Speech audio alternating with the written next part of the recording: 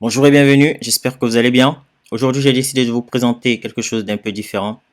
Je vais donc vous parler de événements qui se sont déroulés dans le monde des crypto-monnaies et qui ont choqué l'industrie de manière positive ou négative. Donc n'hésitez pas à liker, à commenter et à vous abonner. Comme je le dis souvent, ça aide au niveau de l'algorithme et ça apporte énormément à la chaîne.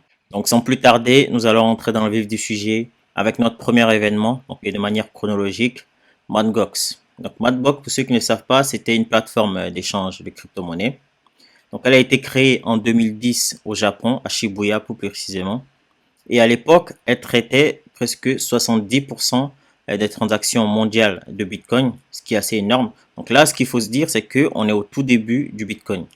Donc ça veut dire que l'écosystème n'est pas développé et c'était la seule plateforme, on va dire, sur laquelle pas mal de personnes tradaient.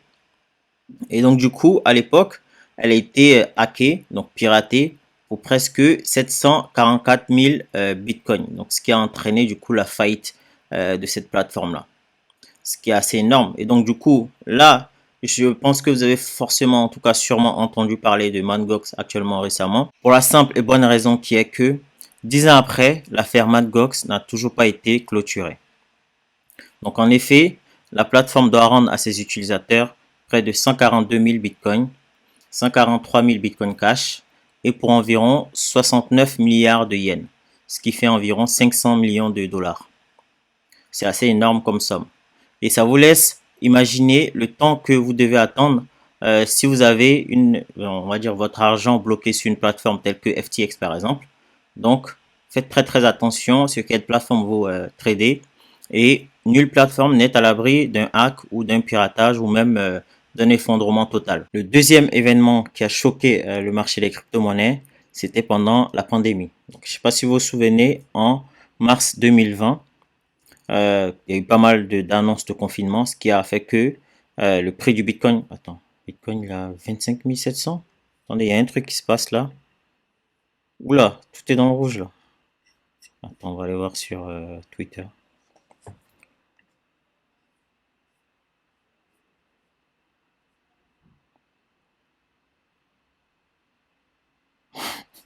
Oh la blague. Bon, il y a la SEC qui attaque Binance, hein. Donc c'est pour ça que le prix du Bitcoin est en chute libre. Bon, pour l'instant, on ne sait pas vraiment. On va aller voir, peut-être que Sisi.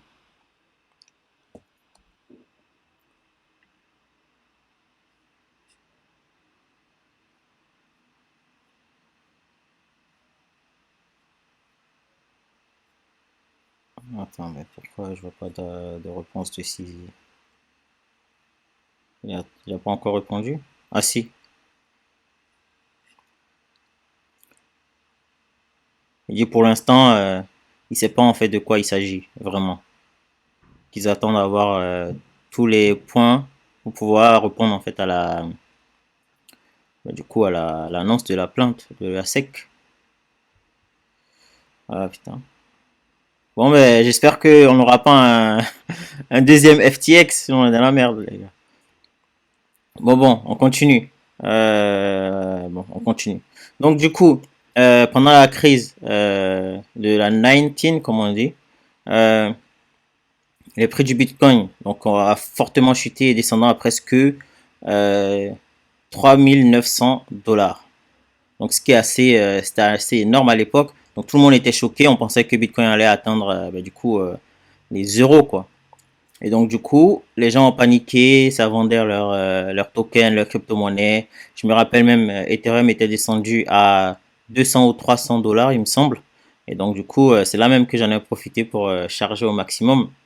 Donc voilà le second événement. Et là en direct, on apprend qu'il y a la SEC qui attaque Binance et donc Sisi. Donc du coup, comme j'avais parlé de ma précédente vidéo, si vous n'avez pas vu ma précédente vidéo, allez faire un tour dessus. Donc je sais pas, peut-être que je suis Nostradamus, mais bon, on verra bien.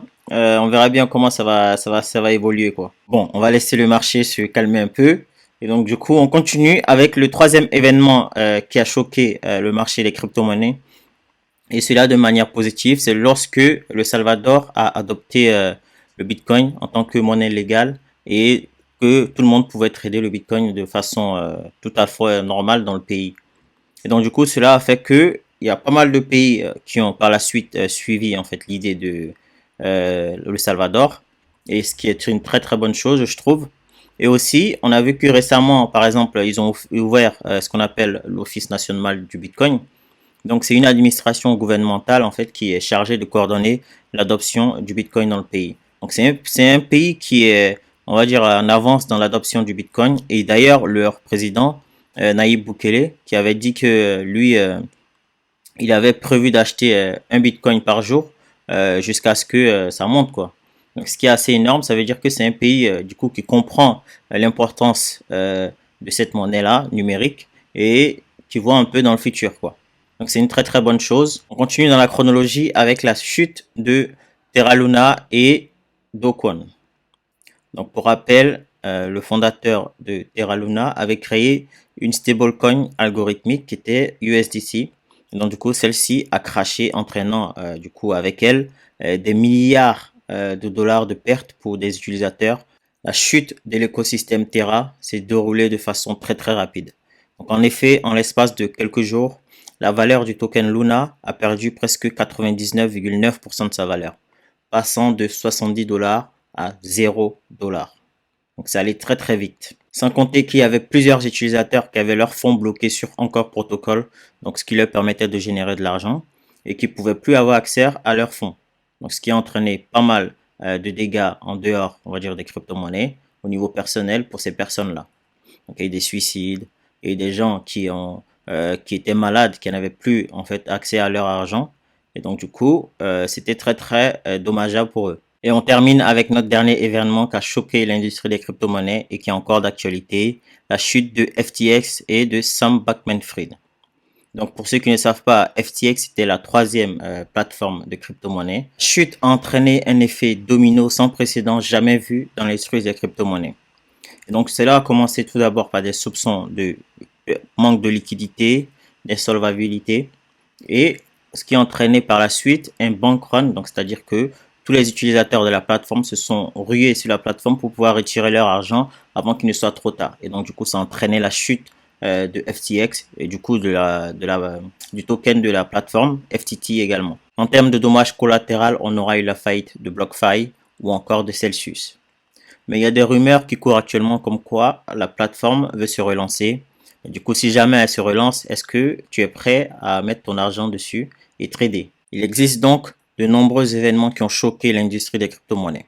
J'aurais pu par exemple vous citer le fait que Shiba fasse presque 100 000% en l'espace de quelques mois, ou encore lorsque Beeple a vendu son NFT pour 69 millions de dollars, ou même l'entrée de l'entreprise Meta dans les métaverses, ce qui a choqué l'industrie des crypto-monnaies de manière positive. Donc tout ça pour vous dire que Bitcoin a toujours su se relever.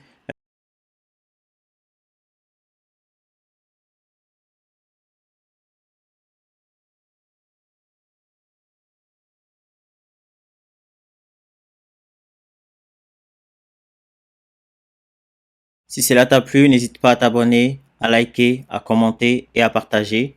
Ça aide au niveau de l'algorithme. Et sur ce, garde la foi et on se retrouve très prochainement pour d'autres vidéos crypto. Ciao.